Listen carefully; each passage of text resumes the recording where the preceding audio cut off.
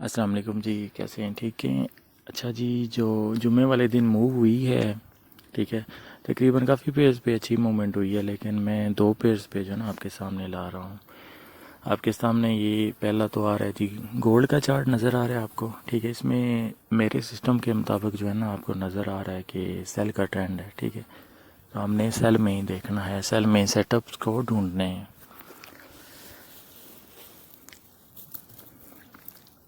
तो एक गोल्ड का और उसके अलावा जो है ना जीबीपी यूएसडी का मैं आपको जुम्मे वाले दिन जो भी मूवमेंट हुई है उस हिसाब से मेरे सिस्टम ने जो जो सिग्नल दिए हैं, ठीक है, उस हिसाब से टीपी नीड किया या स्टॉप लॉस हुआ है, तो वो मैं कोशिश करूँगा कि इस वीडियो के अंदर जो है ना आपको वो दिखाऊँ। तो बड़े टाइम फ्रेम में हम टॉप डाउन अप्रोच करके जब एंट्री वाले सेटिंग्स में आते हैं, तो ये एंट्री वाली सेटिंग्स है मेरी, गोल्ड का चार्ट है। तो मॉर्निंग टाइम जब ट्रेंड लाइन ब्रेक हुई, वहाँ पे हमारे सामने पर्पल लाइन है।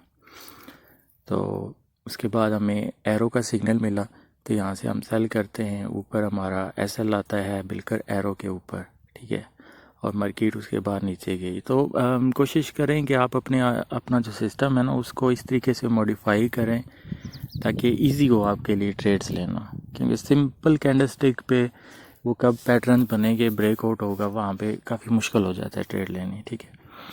फर्स्ट एंट्री सिग्नल आया, उसके बाद मार्केट आपके सामने है कि कितने नीचे गई। उसके बाद सेकंड एंट्री के बाद मार्केट ऊपर गई है, लेकिन चूंकि ये सिस्टम ट्रेंड के साथ आपको ट्रेड देता है, तो जो अगेंस्ट ट्रेंड मार्केट वो स्पाइक मारती है वो हमें सिग्नल नहीं मिलते, ठीक है। लेकिन मार्केट उसके बाद दोबारा जो है ना जोन में आई है। अब हमारे पास जो है ना पर्पल लाइन है, हमने जस्ट सेल को ही देखना है, ठीक है। लेकिन अगर दो ग्रीन लाइन आ जाए तो वहाँ पे जो पहली एंट्री है वो हम ले सकते हैं पर्पल लाइन के अगेंस्ट जाके, और वो हमें प्रॉफिट भी देती है। यहाँ पे आपके सामने ही है कि सिग्नल जनरेट हुआ, मार्केट ने 20 30 पिप गोल्ड में ऊपर गई है।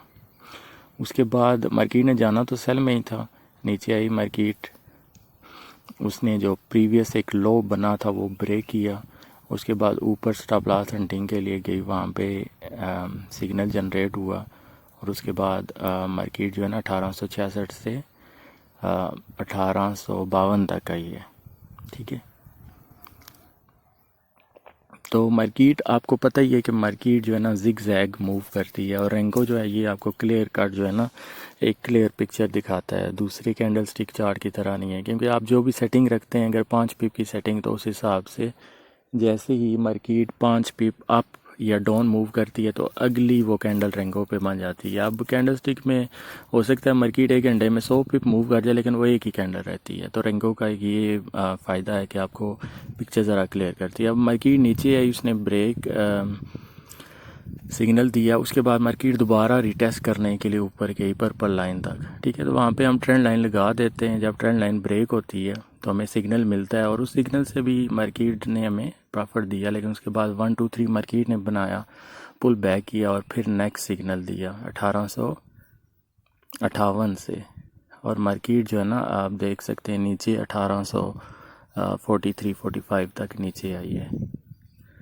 तो ये जस्ट जो मैंने सिस्टम डेवलप किया हुआ है, ये ट्रेंड बेस्ड सिस्टम है कि जो आपको ट्रेंड है उस हिसाब से आपको ट्रेड्स डेवलप करके देता है, ठीक है।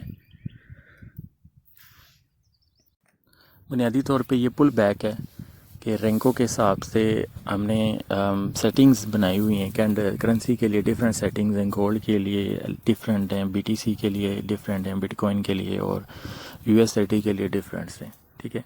क्योंकि करेंसी की जितनी मूवमेंट है उस हिसाब से सेटिंग्स मैंने ये बनाई हुई हैं।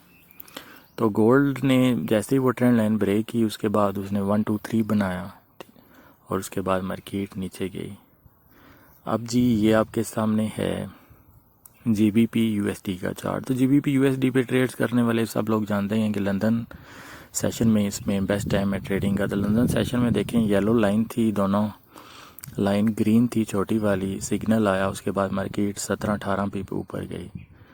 उसके बाद जैसे ही लंदन सेशन स्टार्ट हुआ तो हमें 15-16 पिप मार्केट ऊपर गई, फिर उसने हमें सेल का सिग्नल दे दिया।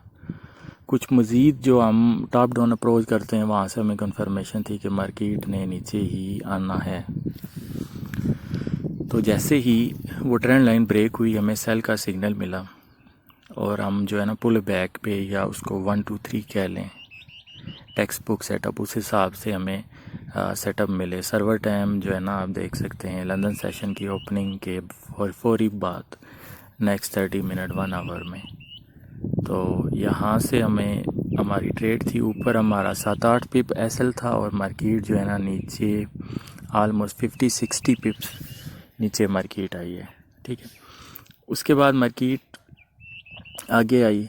नेक्स्ट उसने जितना उसने पुल बैक करना था, सांस लेनी थी, रिट्रेसमेंट करनी थी, वो की। उसके बाद दोबारा मार्केट ने हमें सिग्नल दिया और वो 8-9 पिप नीचे आई है।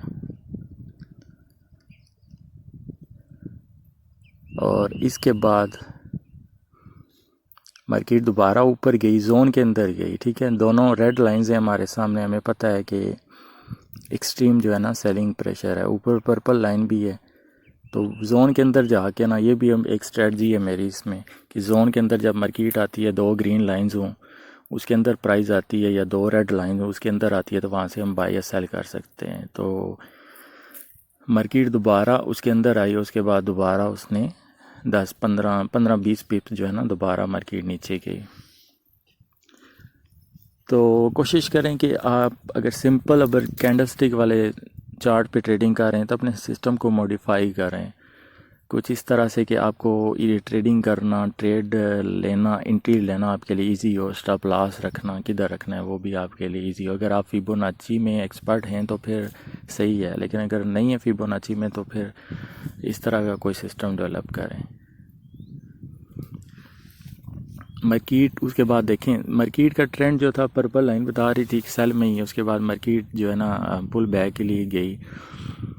उसके बाद हम ट्रेंड लाइन लगाते हैं, ट्रेंड लाइन ब्रेक हुई, एरो का सिग्नल आया, उसके बाद उसने 1 2 3 किया, यहाँ से हमारी एंट्री है और मार्केट नीचे 20-30 पिप आराम से हमें दे गई। ठीक है, तो ये एक ओवरऑल है जी आपके सामने कि मार्केट कैसे पुल बैक करती है और जो एक उसका ट्रेंड चल रहा होता है।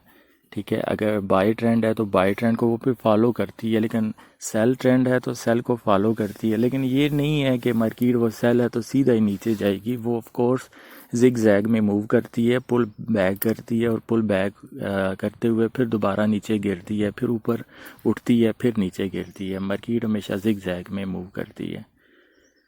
तो रेंको बेस्ट है कैंडल स्टिक के मुकाबले में, जो आपको क्लियर पिक्चर जो है ना दिखाता है कि आप मार्केट को कैसे कैच कर सकते हैं, कैसे पकड़ सकते हैं। ठीक है, सिंपल स्ट्रेटजीज़ हैं जो मैं यूज़ कर रहा हूँ, या इस सिस्टम में टोटल 4-5 स्ट्रेटजीज़ हैं कि जब आपने टॉप डाउन अप्रोच करनी है, उसके बाद आपने एक स्मॉल सेटिंग में आके कैसे उस ट्रेड को गर्दन से पकड़ना है, कैसे आइडेंटिफाई करना है। तो देखें, जैसे ही वो ट्रेंड लाइन ब्रेक है, पुल बैक पे 1 2 3 पे आपने ट्रेड लेनी है, और आपका स्टॉप लॉस जस्ट 4-5 पिप होता है। 4-5 से पिप से लेके 8-9-10 पिप तक होता है, और आपका रिस्क रिवार्ड 1 2 1 3 1 4 इवन 1 5 तक होता है। तो ये देखें, स्टॉप लॉस आपका जस्ट जो है ना 12-13 पिप है, और नीचे मार्केट आपको 27-28 पिप्स जो है ना दे गई है। बुनियादी ये वजह है कि ज़्यादा लोग कैंडल चार्ट और बार चार्ट चूँकि फ्री हैं तो उसी पे ट्रेड करना पसंद करते हैं। रेंको सिस्टम है, ये पेड है।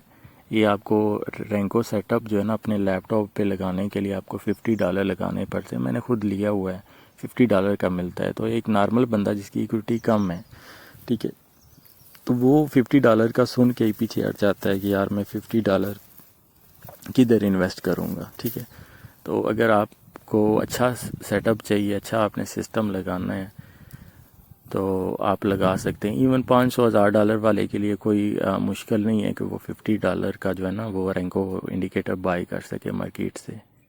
ठीक है, मैं नहीं सेल कर रहा, ठीक है, आपको मार्केट से लेना पड़ेगा। मैंने भी खुद बाई किया हुआ है।